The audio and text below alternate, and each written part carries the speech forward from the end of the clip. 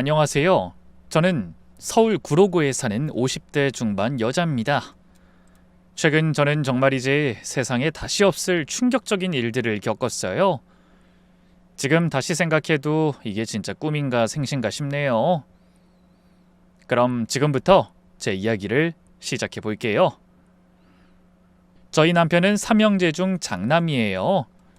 옛말에 형만한 아우 없다고들 하는데 저희 집은 사정이 좀 다르답니다. 사업을 크게 하는 둘째 동선에는 강남에 있는 비싼 아파트에 살고, 셋째 동선에는 분당에 살고 있는 반면에 저희는 노원구 반지하 월세방에 살고 있거든요.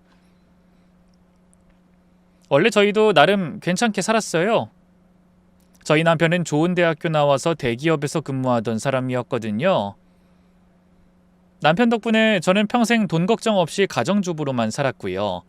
어마어마한 부자는 아니었지만 그래도 서울에 30평대 아파트도 가지고 있었고 1년에 한두 번씩은 가족여행도 다니면서 그렇게 남부럽지 않은 생활을 했죠. 그런데 3년 전에 정말 날벼락 같은 일이 생겼어요. 난데없이 저희 집에 빚쟁이들이 쳐들어오더니 저희 집에 빨간 딱지를 붙이는 거예요. 여기가 박승철 씨 집 맞죠? 지금 이 시간부로 이 집 압류합니다. 순간 저는 숨이 멎는 것 같았어요. 심장이 쿵쾅쿵쾅 뛰면서 다리가 후들후들 떨렸죠. 아니 지금 이게 다 무슨 소리예요? 압류라뇨? 우리가 무슨 빚이 있다고요? 박승철 씨가 연대보증 서신 10억 원 채무권으로 압류 조치합니다. 이의 있으시면 법원에 신청하세요.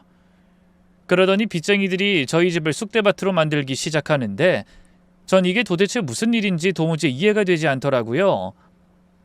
그때 때마침 남편이 퇴근하고 돌아왔고 저는 얼른 남편에게 달려가 자초지종을 묻기 시작했어요. 여보, 이게 다 무슨 일이야? 10억이라니? 연대보증이라니? 아니지? 저 사람들이 뭘 잘못한 거지? 그러자 남편이 고개를 푹 숙이더니 한참 만에 떨리는 목소리로 말을 꺼냈어요. 여보, 미안해. 내가 진짜 면목이 없는데 사실은... 이어지는 남편의 이야기는 정말 마른 하늘의 날벼락 그 자체였어요. 글쎄, 남편의 고등학교 동창이 사업 자금이 급하다며 도움을 요청했고 남편은 오랜 친구 사이의 부탁을 차마 거절하지 못하고 10억이나 되는 거액의 연대보증을 서줬다는 거예요. 그놈이 처음엔 정말 잘 갚았어. 이자도 꼬박꼬박 내고. 근데 6개월 전부터 연락이 안 되더니 완전히 잠수를 타버렸어.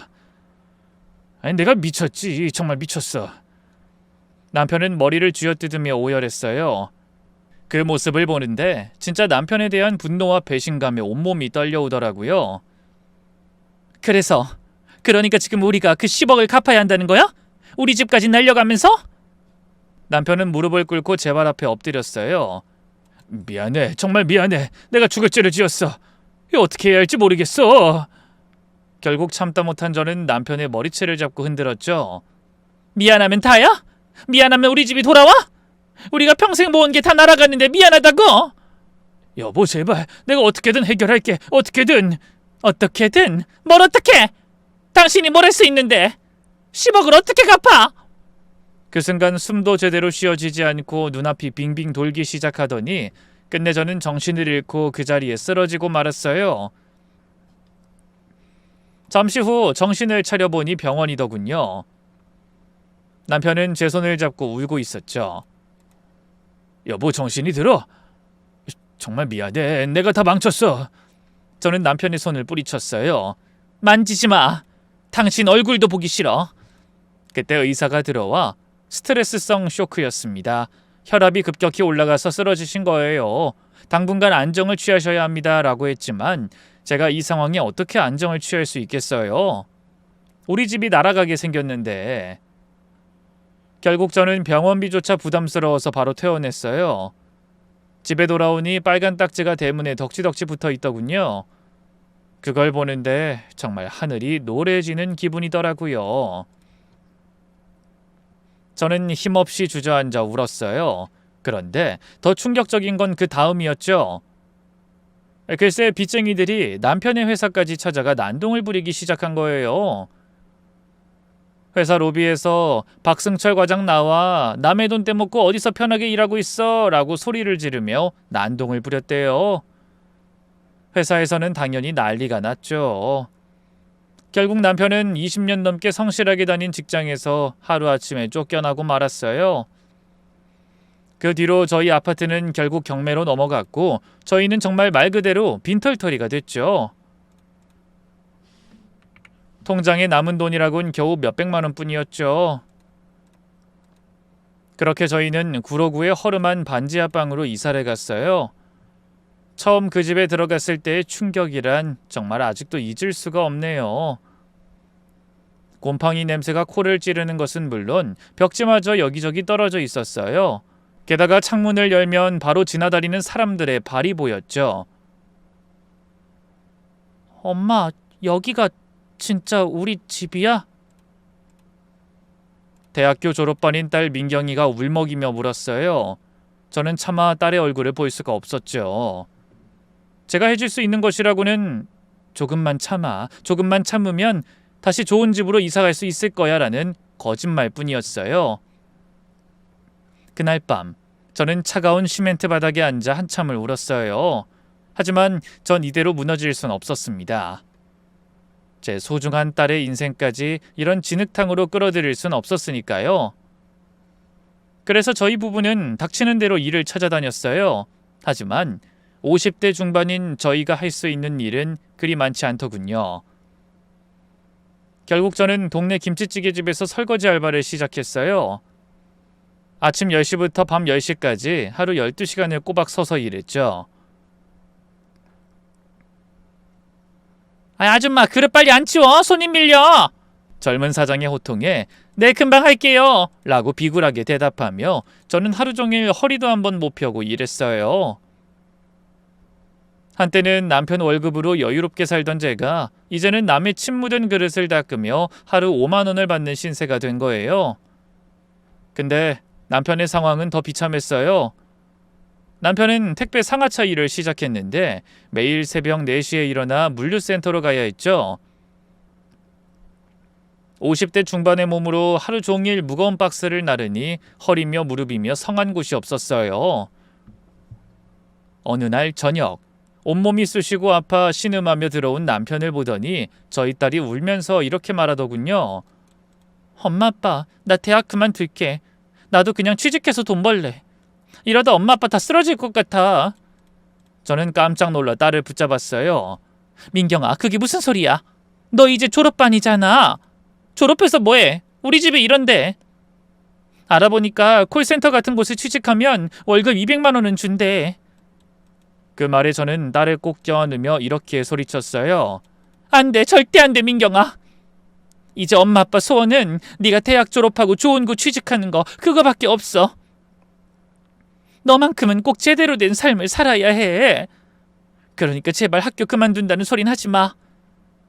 그렇게 저희 모녀는 차가운 반지 하방에서 서로를 꼭 껴안고 울었어요. 가난해도 비참해도 우리는 가족이니까요. 하지만 현실은 냉혹했어요. 아무리 열심히 일해도 월세 내고 생활비 쓰고 나면 남는 게 없었어요. 빚은 눈덩이처럼 불어났고 딸의 등록금을 내는 것도 막막했죠. 결국 저희는 마지막 자존심까지 버리고 시어머니를 찾아갔어요. 어머니, 정말 죄송한데 저희 좀 도와주세요. 저희 치킨집이라도 해보려고요. 3천만 원만 빌려주세요. 꼭 갚을게요.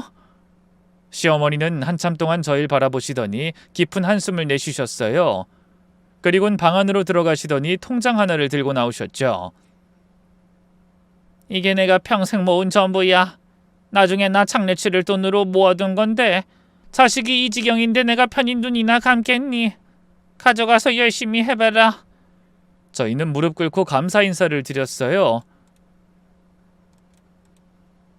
어머니, 정말 감사합니다. 꼭 성공해서 갚을게요. 얼마 뒤 저희 부부는 시어머니께서 빌려주신 돈으로 신도림의 작은 골목에 치킨집을 열었어요. 비록 작고 허름한 가게였지만 저희에겐 마지막 희망이었죠. 저희 부부는 새벽부터 밤까지 정말 죽어라 일했어요. 닭 손질하고 튀기고 배달하고 기름 냄새가 온몸에 배어서 씻어도 안 빠질 정도였지만 정말 열심히 했어요. 그런데 치킨집을 연 지 일주일쯤 됐을 때였어요. 저녁 장사가 한창인데 핸드폰이 울렸죠. 둘째 동서였어요. 둘째 동서는 성미가 사납고 사치스러운 성격이라 원래부터 저랑 사이가 좋지 않았을 뿐더러 저희 집이 망하고 나서는 생전 전화 한 번 없던 사람인데 무슨 일인가 싶어서 얼른 전화를 받았죠. 그런데 전화를 받자마자 수화기 너머에서 찢어지는 목소리가 들려오더군요. 형님, 지금 정신 나가셨어요? 아니, 형님은 어쩜 그렇게 염치가 없으세요? 아무리 먹고 살기가 어려워도 그렇지 70 넘은 노인네 돈을 빼앗아 가고 싶어요? 그 말에 저는 창피하기도 하고 화도 나기도 해서 이렇게 말했어요. 동서 빼앗아 가다니. 나 어머님께 빌린 돈 꼭 갚을 거야. 그러기 위해서 지금 누구보다 열심히 일하고 있고. 그런데 동서는 제 말을 중간에 뚝 잘라버리더니 계속해서 소리를 질러대더군요. 열심히? 형님, 현실을 좀 보세요. 50 넘어서 치킨집이라니 그게 될 거라고 생각해요? 요즘 치킨집이 얼마나 많은데 형님 같은 초보가 뭘 한다고. 결국 형님 때문에 어머님은 평생 피땀 흘려 모은 돈 다 날리고 말 거라고요. 그 말에 차마 뭐라고 대꾸도 하지 못하고 있는데 둘째 동서는 계속해서 타박을 이어갔어요. 형님, 정말 마지막으로 충고하는데요. 그 치킨집 당장 접으시고 어머님께 다시 돈 돌려드리세요. 사람이 양심은 있어야지. 그 말을 끝으로 동서는 전화를 끊어버렸고 저는 그 길로 화장실로 달려가 한참을 울었어요. 정말 우리가 이 나이에 치킨집으로 성공할 수 있을까? 동서 말대로 어머니 돈만 날리는 게 아닐까? 그런 생각에 정말 미쳐버릴 것만 같았죠. 그럼에도 불구하고 저희에게는 다른 선택지가 없었어요. 3천만 원이라는 거금을 들여서 겨우 가게를 차렸는데 지금 포기하면 그야말로 다 날리는 거잖아요. 게다가 딸 민경이 등록금도 내야 하고 월세도 내야 하는데 결국 저는 눈물을 닦고 진짜 제 모든 걸 바쳐 일하기로 결심했죠. 그날부터 정말 죽기 살기로 일했어요. 아침 일찍 일어나 재료 준비하고 밤 12시까지 가게 영업을 했죠. 처음엔 정말 힘들었어요. 하루에 손님이 10명도 안 올 때도 있고 튀김길은 온도 조절 실패해서 닭을 다 태워 먹은 적도 있었어요. 배달 가다가 오토바이 사고도 날 뻔했고요. 하지만 저는 포기할 수 없었어요. 딸을 위해서도 시어머니를 위해서도 무엇보다 우리 자신을 위해서도 저는 어떻게든 가게를 살리기 위해 남편과 전 유명 치킨집들을 돌아다니며 맛을 연구하기 시작했어요. 그리고 인터넷으로 레시피도 찾아보고 단골 손님들한테 피드백도 받았죠. 그렇게 열심히 일하다 보니 어느새 단골 손님도 하나둘 생기기 시작했죠. 6개월쯤 지나니까 하루 매출이 50만 원을 넘는 날도 생겼어요. 큰 돈은 아니지만 그래도 저희 가족에겐 너무나 값진 결실이었죠. 그렇게 시간이 지나며 저희 딸도 대학을 졸업해 취직을 하고 가게도 점점 안정되면서 저희 가족은 다시 웃음을 되찾게 되었답니다. 물론 아직 빚을 다 갚기엔 멀었지만 그래도 저희에겐 희망이 생기기 시작했죠. 그러던 어느 날 생각지도 못했던 일이 생겼어요. 딸 민경이가 퇴근하고 집에 와선 쭈뼛쭈뼛 하더니 갑자기 결혼하고 싶다는 말을 꺼내는 거예요. 회사에서 만난 사람인데 같은 팀 선배예요. 정말 좋은 사람이야. 나 이 오빠랑 꼭 결혼하고 싶어. 그 말을 듣는 순간 분명 기뻐야 하는데 저는 가슴이 철렁했어요. 우리 형편에 딸을 제대로 시집 보낼 수 있을까? 결혼 준비를 하려면 목돈이 필요한데 당시 저희에겐 여유가 전혀 없었죠. 예단, 예물, 혼수 생각만 해도 막막했어요. 하지만 하나밖에 없는 딸을 위해서 저는 어떻게든 돈을 마련해야 했죠. 고민 끝에 저는 오전에 마트 알바를 하기로 했어요. 그날 이후 저는 새벽 5시에 일어나 근처 대형마트에서 물건을 진열하는 일을 하기 시작했습니다. 새벽에 마트 알바, 낮부터 밤까지 치킨집, 하루에 4시간도 제대로 못 자는 날이 이어졌어요. 그래도 저는 힘든 줄도 모르고 일했어요. 아니, 정확히는 힘들어도 참았다는 게 맞겠네요. 마트 알바로 한 달에 120만 원은 벌 수 있었거든요. 120만 원씩. 딸 결혼까지 1년이면 1,440만 원. 치킨집 수익까지 합치면 그래도 민경이 결혼 준비는 할 수 있겠다. 저는 매일 아침 이런 계산을 하며 힘을 냈어요. 무거운 박스를 나르다가 허리가 끊어질 것 같아도, 차가운 냉동실에서 물건을 정리하다가 손이 얼어붙을 것 같아도 참았죠. 무릎이 시큰거려도 손목이 아파도 티내지 않았어요. 그렇게 마트 알바가 끝나면 얼른 치킨집으로 뛰어가서 재료 준비를 시작했죠. 밥 먹을 시간도 아까웠어요. 여보, 좀 쉬면서 해. 이러다 쓰러지겠어. 남편이 걱정했지만 전 고개를 저었죠. 괜찮아. 1년만 버티면 돼. 통장을 볼 때마다 조금씩 늘어나는 잔고가 제 유일한 낙이었어요. 남편도 제 마음을 알고 더 열심히 일했죠. 여보, 우리 민경이 결혼은 꼭 번듯하게 시켜주자. 응, 그래야지. 우리가 못난 부모지만 그것만큼은 해줘야지. 저희 부부는 그렇게 서로를 격려하며 하루하루를 버텼어요. 비록 몸은 힘들었지만 딸을 생각하면 이상하게 힘이 났답니다. 그런데 이런 저희의 노력을 비웃기라도 하듯 또 다른 시련이 기다리고 있었어요. 모처럼 추석이라 시댁 식구들이 모두 모인 날이었어요. 저는 새벽 마트 알바를 마치고 부랴부랴 준비해서 갔죠. 시댁에 도착하니 둘째 동서가 먼저 와 있더군요.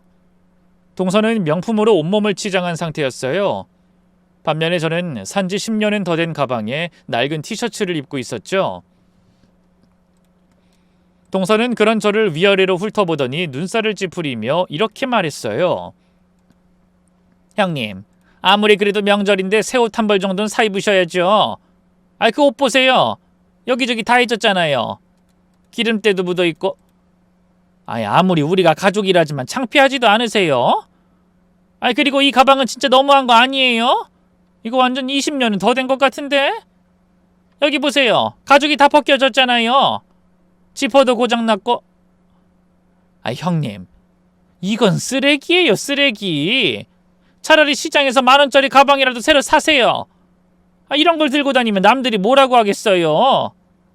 그러더니 둘째 동서는 자기 가방을 들어 보이며, 전 이번에 남편이 사준 샤넬백 들고 왔잖아요. 형님도 좀 신경 쓰고 사세요. 라며 자랑질을 해대더군요. 순간 저는 너무 창피해서 얼굴이 다 화끈거렸어요. 그러거나 말거나 동서의 타박은 계속됐죠. 형님, 거울 좀 보세요. 완전 아줌마 되셨어요. 아니, 할머니 같아요. 민경이 시댁에서 형님 보면 뭐라고 하겠어요? 구질구질하다고 다들 한 소리씩 하겠어요. 그 순간 제 남편이 나서더니 그만해. 듣자 하니 못하는 소리가 없어. 재수씨가 그렇게 잘났어요? 하고 소리쳤어요. 그런데도 동서는 얄밉게 미소 지으며 어머, 왜 화를 내고 그러세요? 전 형님 생각해서 한 말이에요. 라고 받아치더군요. 그러자 시어머니께서 방문을 열고 나오시더니 저희를 향해 고함을 치기 시작하셨어요. 그만! 다들 그만해! 너희 대체 이게 뭐하는 짓이냐? 형제끼리 이렇게 싸우면 되겠어? 아이고, 이래서 늙으면 죽어야지. 자식들 싸우는 꼴을 봐야 하다니. 시어머니가 눈물까지 보이시자 저는 황급히 남편 팔을 잡았어요. 여보, 그만해. 어머니 속상하시잖아. 결국 남편도 마지못해 자리에 앉았고 그렇게 불편한 분위기 속에서 명절 첫날이 지나갔죠. 그런데 다음날 아침 둘째 동서가 뜻밖의 제안을 해왔어요. 형님, 어젠 정말 죄송했어요. 제가 말이 좀 심했죠? 오늘 다 같이 나가서 맛있는 거 먹고 기분 풀어요. 마침 여기 근처에 맛있는 한정식집이 있는데 우리 거기 가서 맛있는 것도 먹고 기분 좋게 돌아오자고요. 저는 갑자기 살갑게 구는 동서의 태도에 의아했지만 거절하기도 애매해서 그래, 알았어 라고 대답했어요. 그런데 누가 알았을까요? 그건 저를 골탕 먹이기 위한 동서의 치밀한 계략이었다는 것을 말이죠. 그런 줄도 모르고 저희 부부는 동서네를 따라 나서게 되었답니다. 동선애가 안내한 식당은 정말 고급스러웠어요. 입구부터 한복을 잘 차려입은 직원들이 인사를 하고 저희를 개별 룸으로 안내해 주더군요. 그런데 메뉴판을 보는데 가격이 정말 눈 튀어나오게 비쌌어요. 1인당 무려 10만 원이 넘는 코스 요리였죠. 저는 가격을 보고 심장이 벌렁거렸지만 그래도 티내지 않으려고 애썼어요. 하지만 둘째 동서는 어떻게 제 마음을 꿰뚫어 본 것인지 큰 소리로 이렇게 말하더군요. 형님, 여기 형님네한텐 너무 비싸죠? 형님 마트 알바 시급으론 여기 밥값 부담스러우신 게 사실이잖아요. 요즘 시급이 얼마더라? 10,000원? 형님은 한 달 내내 일해도 이런데 몇 번 못 오시죠? 부담스러우시면 제가 대신 내드릴게요. 그러자 셋째 동서도 절 비웃으며 형님 너무 대놓고 그러지 마세요. 첫째 형님 창피하시잖아요. 라고 했지만 둘째 동서는 오히려 더 신이 나서 이렇게 떠들어대더군요. 다들 알아야죠. 형님이 얼마나 어렵게 사시는지. 그래야 우리가 도와드리죠. 그리고는 메뉴를 고르면서도 계속 저를 무시하며 망신을 줬죠. 형님, 이 특선 코스 같은 건 생전 처음 드셔보시죠? 이번 기회에 많이 드세요. 형님이 또 어디 가서 이런 고급 음식을 드셔보겠어요? 둘째 동서의 말대로 그 식당의 음식들은 정말 고급스러운 요리들이었어요. 전복찜, 한우구이, 대하요리, 평소엔 구경도 못할 음식들이었죠. 그런데 둘째 동서가 쉬지 않고 제 속을 긁어대는 통에 저는 음식이 입으로 들어가는지 코로 들어가는지도 모를 지경이었어요. 형님, 이런 음식 오랜만이시죠? 맛있게 드세요. 평소에 김치찌개만 드시다가 이런 거 드시면 배탈 날 수도 있으니까 조심하세요. 보다 못한 시어머니가 그만들 해라, 밥맛 떨어진다 라고 하셨지만 둘째 동서는 멈추지 않았어요. 아 맞다 형님, 혹시 이 식당에서도 설거지 알바 구하는지 물어볼까요? 여긴 고급 식당이니까 시급도 더 줄 것 같은데. 그 순간 저는 수저를 탁 놓았어요. 입맛이 싹 사라졌죠. 야, 너 뭐가 그렇게 잘났어? 그래, 나 가난해. 마트에서 알바하고 치킨집에서 기름 냄새 맡으며 일해. 그게 뭐 어때서? 네가 뭔데 날 이렇게 무시해? 너 할 줄 아는 거라고 남편 돈으로 명품이나 사는 것밖에 더 있어? 니까짓 게 뭐 그렇게 잘났다고 그래? 너 스스로 번 돈 있어? 없잖아. 그런 주제 왜 남을 무시해? 그러자 둘째 동서는 자리에서 벌떡 일어나더니 자기는 있는 사실을 그대로 말한 것밖에 없다면서 뻔뻔하게 나오더군요. 그러면서 나이 50 넘어 고작 마트에서 알바나는 주제에 어디다 대고 큰 소리냐면서 저에게 바락바락 대들었어요. 그렇게 큰 소리가 나자 식당 직원들이 우르르 몰려와 저와 둘째 동서를 말리기 시작했고 저희는 쫓겨나듯 식당에서 나와야 했어요. 저는 둘째 동서에게 다시는 보지 말자고 했고 둘째 동서는 마치 기다렸다는 듯 자기도 마트 다니는 형님 따위 꼴도 보고 싶지 않다며 돌아서 가버리더군요. 그날 이후로 저희 가족은 둘째 동서와 완전히 연을 끊었어요. 명절에도 서로 얼굴을 안 보게 됐죠.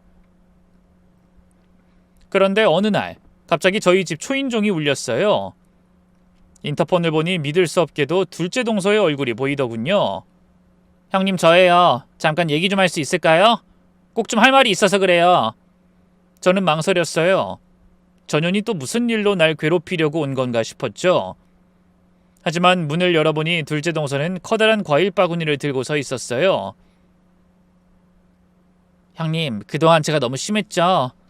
형님 마음 상하게 해서 죄송해요. 둘째 동서는 정말 진심으로 미안한 표정을 짓고 있었고 결국 저는 마지못해 들어와 라고 했죠. 그런데 그건 저의 정말 큰 실수였어요. 아니나 다를까 둘째 동서는 저희 집에 들어서자마자 얼굴을 찌푸리더군요. 아우 여기 곰팡이 냄새가 왜 이렇게 심해? 아주 숨을 못 쉬겠네. 형님 이런 곳에서 어떻게 살아요? 여기 꼭 영화 기생충에 나오는 그 반지하 집 같아요. 아우 영화에서나 있는 일인 줄 알았더니 실제로 이런 데서 사는 사람이 있구나. 저는 화가 치밀어 올랐어요. 동서 사과하러 온 사람 맞아?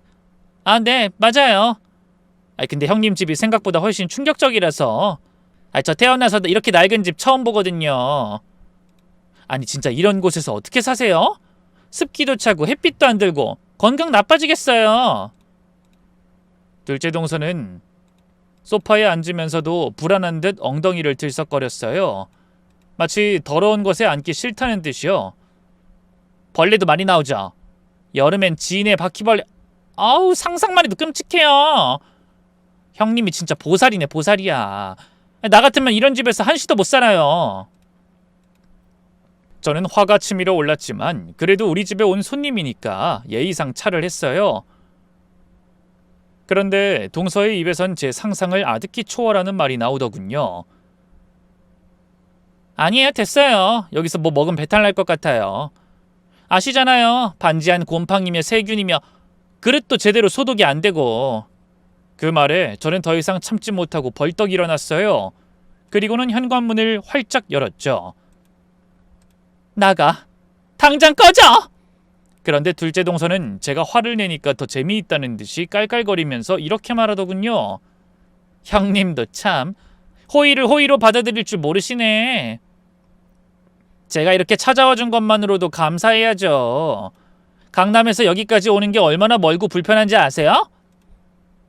저는 더 이상 동서와 말 한마디 섞고 싶지 않아서 동서를 현관 밖으로 끌어내고 얼른 문을 닫아버렸어요. 그날 저는 진짜 내가 다시 한번 전현을 상대하면 성을 갈겠다고 다짐했죠. 그런데 저희는 어쩔 수 없는 가족이었고 살다 보니 둘째 동서를 만나야만 하는 날이 생기고 말더군요. 바로 시어머니의 생신 때문이었죠.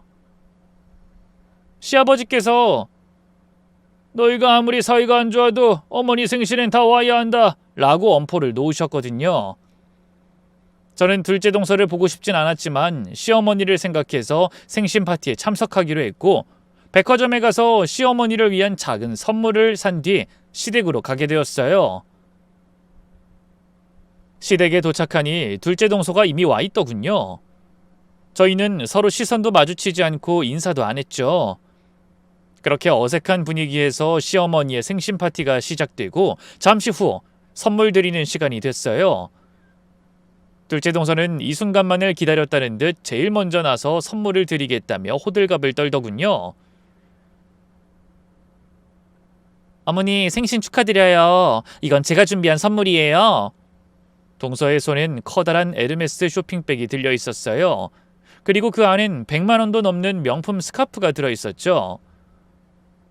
어머머, 이렇게 비싼 걸? 시어머니가 놀라시면서도 기분이 좋으신지 한박 웃음을 지으셨어요. 백화점에 가니까 가끔 70대 여자들이 이 브랜드를 좋아하신다고 하더라고요. 어머님 마음에 드셨으면 좋겠어요. 다음은 셋째 동서 차례였어요. 저희는 어머님이랑 아버님 제주도 여행 보내드리려고요. 일주일 코스로 저희가 모든 일정 다 짜놨어요. 셋째 동서의 말에 시부모님께서는 만족스러운 웃음을 지으셨죠. 그리고 이제 마지막으로 제 차례가 왔어요. 저는 가방 속에 넣어둔 선물 상자를 만지작거리며 망설였어요. 둘째 동서의 에르메스 스카프를 보니 제가 준비한 선물이 너무 초라하게 느껴졌거든요. 큰 며느린 뭘 준비했니? 시어머니가 물으셨어요.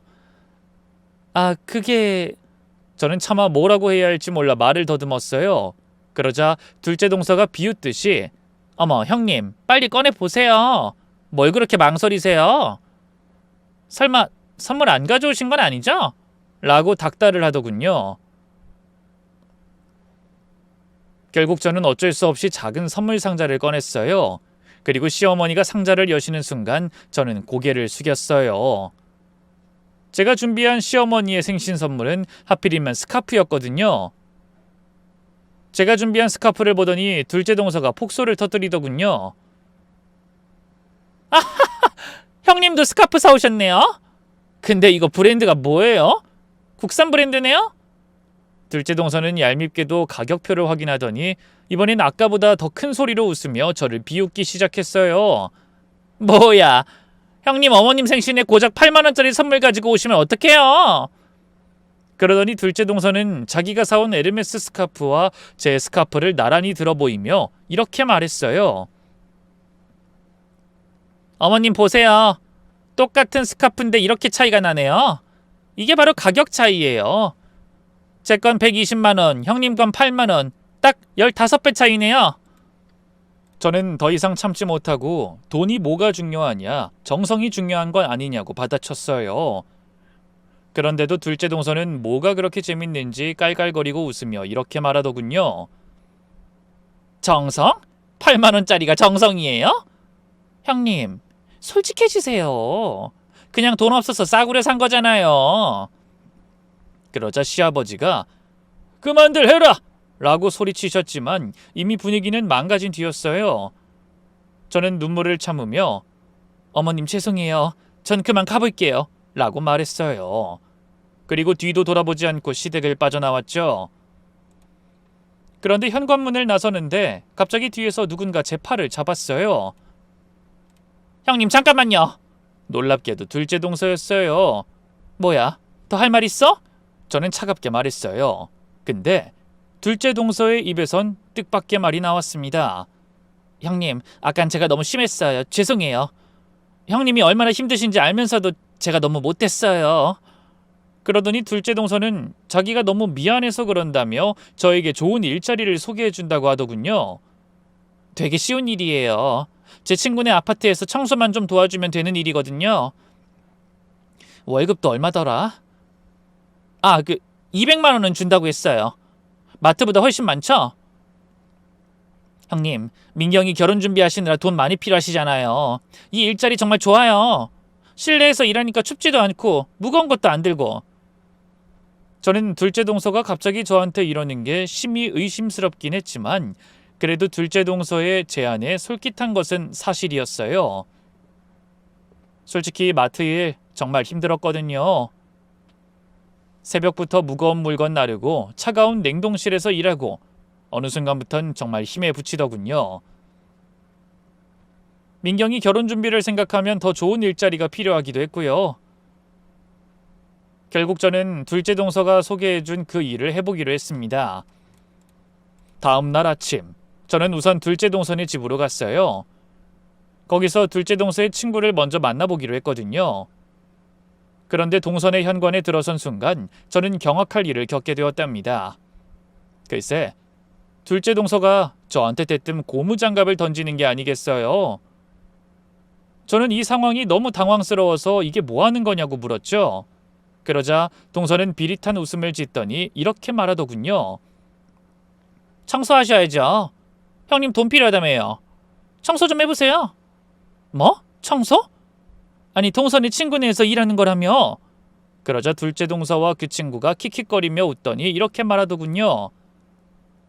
형님이 청소를 잘하는지 일단 실력을 봐야죠. 그러니까 우선 우리 집 화장실부터 청소해보세요. 얼마나 잘하는지 봐야 고용할지 말지 결정하죠. 그 말에 저는 정말 어이가 없어서 지금 나랑 장난하냐고 소리쳤어요. 그런데도 둘째 동서는 눈 하나 깜짝하지 않고 이렇게 말했습니다. 형님, 까탈 부리지 마세요. 마트에서도 청소하시잖아요. 아니, 똑같은 일인데 뭐가 다르다고. 아, 맞다. 우리 형님 꼴의 여대 출신이라고 자존심 부리시는 건가? 근데 형님, 그러시는 거 옛날부터 진짜 꼴불견이었던 거 알아요? 맨날 나 땡땡 여대 나왔어 하면서 은근히 자랑하시던 거. 우리 여대에서는 우리 여대 동기들은 맨날 그 얘기 그러면서 매번 저 못 배운 사람 취급하셨잖아요. 동서의 말에 저는 너무 어이가 없었어요. 고작 그런 이유로 날 이렇게 괴롭힌 거야? 내가 대학 나온 게 그렇게 배 아팠어? 그리고 아무리 그렇다고 한들 그래도 가족인데 어떻게 나한테 이럴 수가 있어? 형님은 항상 우리를 깔봤어요. 말로는 안 했지만 눈빛에 다 나타났다고요. 동서 진짜 미쳤어? 내가 언제? 그렇게 말싸움을 이어가고 있는데 갑자기 동서의 친구라는 여자가 낄낄거리며 웃기 시작하더군요. 그러면서 묘한 말을 하기 시작했어요. 수연이 너 아직도 대학에 자격지심 있냐? 그게 언제적인데? 아유 너도 참 너다. 그러자 둘째 동서는 친구를 날카롭게 쳐다보더니 조용히 하라는 듯 검지를 입에 가져다 대더군요. 그러자 그 친구는 뭔가 더 말하려다가 입을 다물었죠. 그러자 둘째 동서는 갑자기 얼굴이 벌개져서는 저더러 당장 나가라고 난리를 치기 시작했어요. 형님 나가요. 당장 나가라고요! 그러면서 둘째 동서는 저를 밀어내듯 현관으로 끌고 갔어요. 형님은 우리 집에 다시 오지 마세요. 그리고 오늘 일 없었던 걸로 해요. 이어서 쾅 소리와 함께 문이 닫혔어요. 그리고 저는 어안이 벙벙한 채로 집으로 돌아왔죠. 도대체 무슨 일이 일어난 건지, 대학 얘기에 둘째 동서는 왜 그런 예민한 반응을 보였는지, 그땐 몰랐지만 나중에 알게 된 진실은 정말 충격적인 것이었답니다. 어쨌든 당시에 저는 딸 민경이의 결혼 준비로 너무 바빠서 이 일을 금세 잊고 지냈어요. 마트 알바와 치킨집 일을 병행하며 정신없이 돈을 모았고 드디어 민경이의 결혼식 날이 다가왔죠. 사실 저는 둘째 동선에는 초대하고 싶지 않았어요. 하지만 시부모님도 오시는 자리에 둘째네만 부르지 않기는 뭐해서 그냥 초대장을 보냈죠. 결혼식 당일, 아니나 다를까 둘째 동서는 온몸에 명품을 두르고 나타났어요. 샤넬 원피스에 에르메스 백, 까르디에 시계까지 완전 무장을 하고 왔더라고요. 어머 형님, 여기가 민경이 결혼식장이에요? 너무 작은데? 아휴, 우리 민경이 이런 코딱지만한 곳에서 결혼해야 하다니 진짜 너무 불쌍하네요. 요즘은 호텔에서 하는 게 기본인데. 저는 속으로 또 시작이구나 싶었지만 꾹 참았어요. 오늘은 제 소중한 딸의 결혼식이니까요. 그런데 그때 남편의 대학 동기 한 명이 도착했어요. 김정훈이라는 남자였는데 예전엔 남편과 친한 친구였지만 워낙 술과 여자를 좋아하는 탓에 지금은 이혼당하고 홀아버지가 된 처지라고 하더군요. 그런데 정훈 씨가 둘째 동서를 보더니 표정이 이상해졌어요. 뭔가 긴가민가한 얼굴로 계속 둘째 동서를 쳐다봤죠. 그래서 저는 정훈 씨에게 왜 그러냐고 물어봤어요. 그러자 정훈 씨는 아니 그 어딘지 묘하게 낯이 익은 것 같아서요. 별거 아니에요. 뭐 제가 잘못 본 거겠죠. 라고 하고 말더군요. 어쩐지 느낌이 꺼림직했지만 손님들이 물밀듯이 들어오면서 전 일단 손님 맞이에 집중하게 되었답니다. 잠시 후 저희 딸의 결혼식이 시작되고 딸이 행복하게 미소 짓는 모습을 보는 순간 전 그동안의 고생이 다 보상받는 기분이었죠. 눈물이 펑펑 날 정도로 감동적이었어요.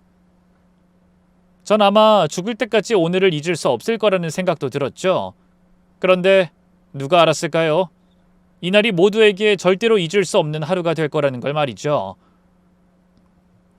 사건은 결혼식이 끝난 후 피로연에서 시작되었어요. 술에 취한 정훈 씨가 갑자기 둘째 동서가 앉은 테이블로 다가가더니 뜬금없는 이야기를 꺼내는 게 아니겠어요. 저기 혹시 미선이 아니에요? 그 순간 둘째 동서는 얼굴이 하얗게 질리더니 말까지 더듬기 시작했어요. 네? 미선이란요? 아닌데요? 저는 조수연이에요. 저는 혹시 딸의 결혼식에 흠이라도 날까 싶어 얼른 그쪽으로 달려가 정훈 씨에게 말을 걸었죠. 정훈 씨, 우리 둘째 동서 이름은 조수연이에요. 미선이가 아니고요. 뭔가 착각하신 것 같아요. 하지만 정훈 씨는 고개를 저으며 확신에 찬 목소리로 말했어요. 아니야, 미선이 맞는데 뭘. 너 미아리에서 일하던 미선이 맞잖아. 나 기억 안 나? 정훈이야, 너희 가게에 자주 갔었잖아. 그러자 둘째 동서는 입술까지 파르르 떨면서 아니에요, 사람 잘못 보신 거예요. 라는 말만 되풀이했죠. 그런데도 눈치 없는 정훈 씨는 집요하게 둘째 동서에게 말을 걸었어요. 에이, 뭘 그래. 성형에서 좀 달라 보이긴 하는데 너 미선이 맞잖아. 그때 둘째 서방님이 다가왔어요. 당신 지금 뭔 소리야? 우리 집사람이 무슨 미아리? 술집? 정훈 씨는 그제서야 정신이 드는지 놀라며 미선이 남편이세요? 하더니 이내 술에 취해 꼬부라지는 혀로 폭탄 발언을 해버렸어요. 아이고 이거 죄송합니다. 제가 전에 미선이 단골이었거든요. 오랜만에 보니까 너무 반가워서 그만. 그 순간 둘째 서방님은 테이블을 엎어버렸고 피로 현장은 순식간에 아수라장이 되고 말았어요. 깜짝 놀란 저는 둘째 서방님을 붙들고 진정하시라 했지만 둘째 서방님은 이미 완전히 눈이 돌아버린 상태였죠. 둘째 서방님은 동시에 팔을 붙들더니 고래고래 소리를 질렀어요. 당신이 설명해! 이게 다 무슨 소리야! 그러자 둘째 동서는 닭똥 같은 눈물을 흘리며 이렇게 말하더군요. 여보 미안해요. 내가 어릴 때 철이 없어서 사고 싶은 건 많은데 돈은 없고 그래서 술집에서 잠깐 일했어요. 뭐? 그럼 네가 그동안 다 거짓말한 거야? 좋은 집안 딸이라고 평생 남자 한 번 못 만나봤다더니. 그러자 눈치 없는 정원 씨가 또 끼어들더니 아유 남자가 없기는 우리 미선이 그때 인기 많았어요. 손님들이 아주 줄을 서서 기다렸죠. 라고 해버렸어요. 정원 씨의 말에 시어머니는 충격을 받고 주저앉으셨죠. 아이고 이게 무슨 일이니? 둘째 네가 감히 신분을 속이고 우리 아들이랑 결혼한 거야? 시어머니가 떨리는 목소리로 물으셨어요. 그러자 둘째 동서는 시어머니 앞에 무릎을 꿇더니 이렇게 애원하더군요. 죄송해요. 정말 죄송해요. 하지만 결혼하고는 과거를 다 잊고 착하게 살았어요. 그런데도 둘째 서방님은 길길이 날뛰며 동서에게 당장 이혼하자고 하더니 피로 연장을 박차고 나가버렸어요. 둘째 동서는 엉엉 울면서 서방님을 따라 나갔고요. 그 모습을 멍하니 바라보는데 순간 저는 그동안 둘째 동서가 왜 그렇게 절 무시하고 괴롭혔는지 비로소 그 이유를 이해하게 됐어요. 아마 자신의 과거를 숨기고 살면서 느꼈을 불안감과 열등감을 저에게 풀었던 거겠죠. 제가 좋은 여대 나왔다는 것도 동서의 가짜 학력에 대한 콤플렉스를 자극했을 거고요. 그제서야 그동안 둘째 동서가 벌여온 그 해괴한 일들이 이해가 되더군요. 어쨌든 그날 이후 저희 시댁은 발칵 뒤집혔어요. 들어보니까 둘째 서방님은 바로 다음날 동서에게 이혼 소송을 제기했다고 하더라고요. 게다가 서방님은 동서에게 한 푼도 안 주고 알몸으로 내쫓았다고 해요.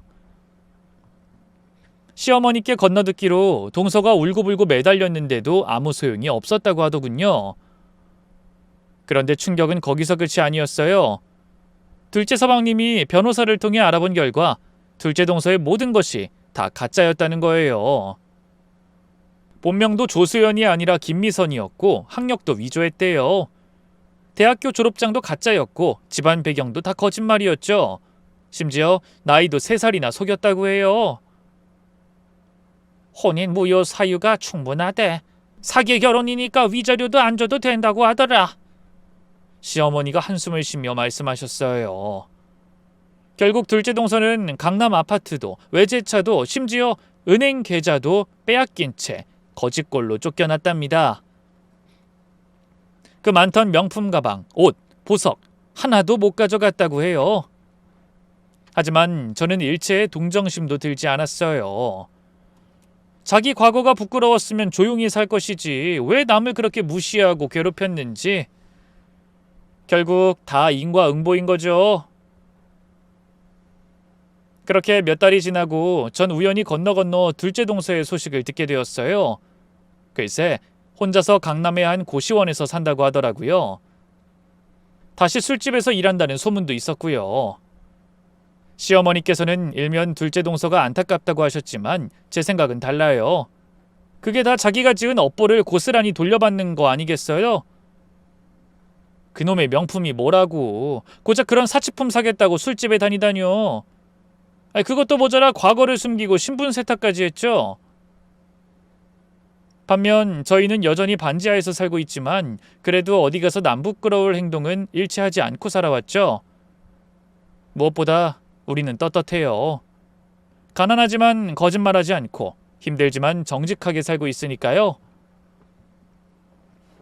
둘째 동서의 일을 겪고 나서 저는 깊이 생각해봤어요. 과연 진짜 행복이란 뭘까? 명품 가방, 비싼 옷, 강남 아파트 그런 게 행복일까? 아니면 거짓 없이 정직하게 사는 게 행복일까? 저는 이제 답을 알 것 같아요. 저는 매일 아침 남편과 함께 치킨집 문을 열면서 오늘도 힘내자 라고 인사해요. 그리고 기름 냄새가 온몸에 배어도 손이 거칠어져도 저희는 웃어요. 왜냐하면 저희는 진짜니까요.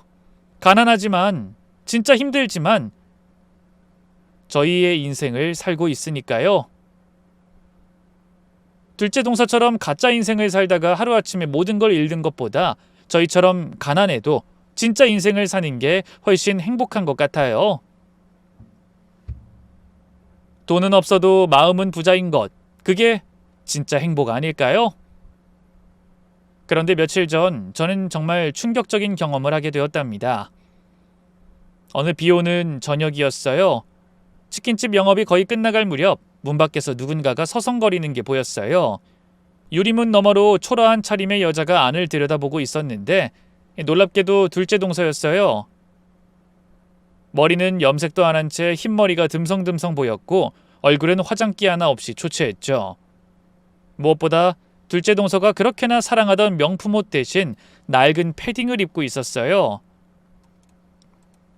저는 너무나 달라진 둘째 동서의 모습에 충격을 받은 채 그 자리에 얼어붙고 말았죠.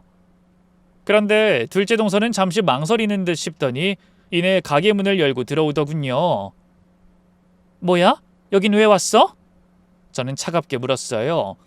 그러자 동서는 눈물을 글썽이며 제 손을 꼭 잡았죠. 예전에 거만하던 모습은 온데간데 없었죠. 그러더니 충격적인 이야기를 꺼내지 뭐예요? 형님, 제발 저 좀 도와주세요. 배가 너무 고파서 그러는데 저 딱 10,000원만 주시면 안 될까요? 뭐? 동서 지금 나한테 돈 빌리러 온 거야? 네, 제가 지금 고시원에서 사는데 월세도 못 내고 있어요. 제발, 제가 엊그제까지 한 끼도 못 먹었더니 정말 죽을 것 같아요. 그 말을 듣는데 진짜 너무 어이가 없더군요. 그렇게 날 무시하고 괴롭히던 사람이 이제 와서 구걸을 하다니. 저는 한참을 동서를 바라보며 말없이 서 있었어요. 그 모습이 너무나 초라해서 차마 말이 나오지 않더군요. 하지만 곧 가슴속에서 치밀어 오르는 분노를 참을 수 없었어요.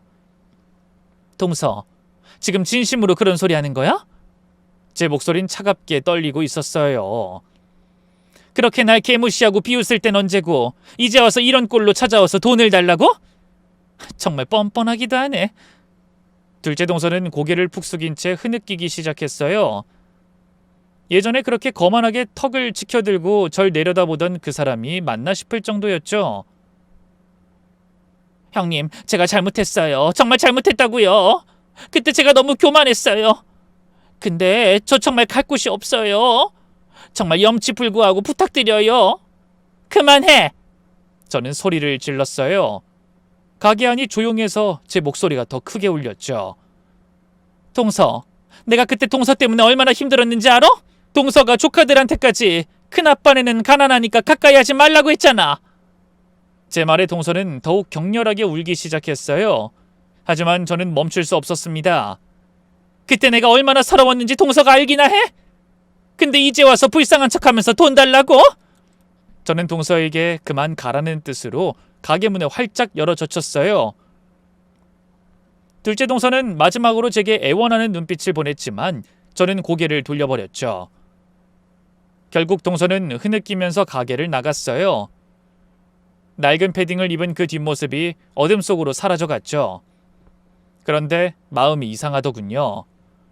분명히 너무 화가 나는데 왠지 모르게 가슴 한편이 답답하기도 했어요. 동서의 그 초췌한 얼굴이 자꾸 떠올랐죠. 결국 저도 모르게 가게 밖으로 뛰어나갔어요. 다행히 동서는 아직 멀리 가지 않았더군요. 동서! 제가 부르자 동서가 깜짝 놀라며 돌아봤어요. 동서의 얼굴은 눈물로 범벅이 된 상태였죠. 그 얼굴을 보는데 참 오만 가지 감정이 교차하더군요. 저는 지갑에서 5만 원을 꺼내 동서의 손에 쥐어줬어요. 이거라도 받아. 그리고 혹시 배고프면 가게로 와. 밥이라도 먹고 가. 동서는 그 돈을 받아들고는 고맙습니다, 형님. 정말 고맙습니다. 라며 또 울기 시작했어요. 그리고는 깊숙이 인사를 하고 갔어요. 그런데 그 후로 벌써 일주일이 넘었는데 둘째 동서는 다시 나타나지 않았어요. 가끔 가게 문을 보면서 혹시 올까 싶어 기다리기도 하는데 아직까지는 소식이 없네요. 만약 동서가 제 이야기를 듣고 있다면 와서 따뜻한 밥 한 끼 하고 가라고 전해주고 싶네요. 여러분도 저녁 식사 맛있게 하시고요. 제 긴 이야기 들어주셔서 감사합니다. 여기다 이렇게 털어놓으니 속이 아주 후련해지네요. 그럼 모두들 행복한 하루 보내세요.